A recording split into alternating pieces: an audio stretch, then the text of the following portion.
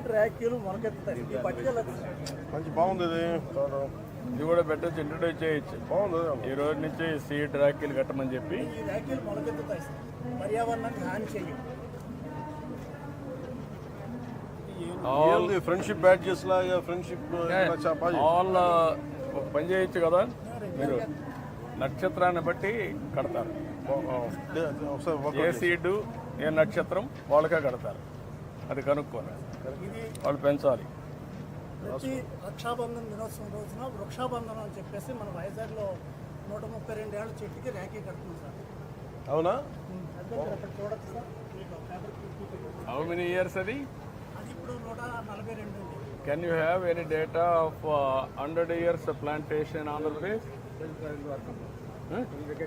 Work out చేశారా చేయలేదు ఇంకా?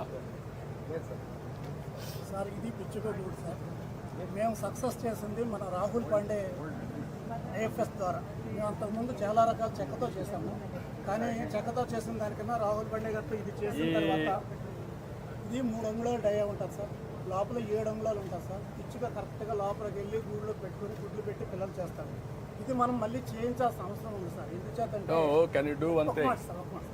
10,000 సంవత్సరాల కిందట మనం పిచ్చుకని మన ఇంటికాడ వచ్చి పెంచుకునే ప్రక్రియ చేసాం. ఇప్పుడు మన ఇళ్ళకి పిచ్చుక గూడు లేదు, సూరు లేదు. దానివల్ల పిచ్చుకలు పిల్లలు పుట్టడం లేదు. సో దీని ద్వారా మనం రివైవ్ చేయొచ్చు సార్. ఎక్కడ పెడతారు ఇవి? ఇళ్ళకి మనం వరండాలో పెట్టుకుంటాం సార్. వర్షం వరండాలోనే కాదు, సార్ ఆల్ పబ్లిక్ గార్డెన్స్లో ఎవ్రీ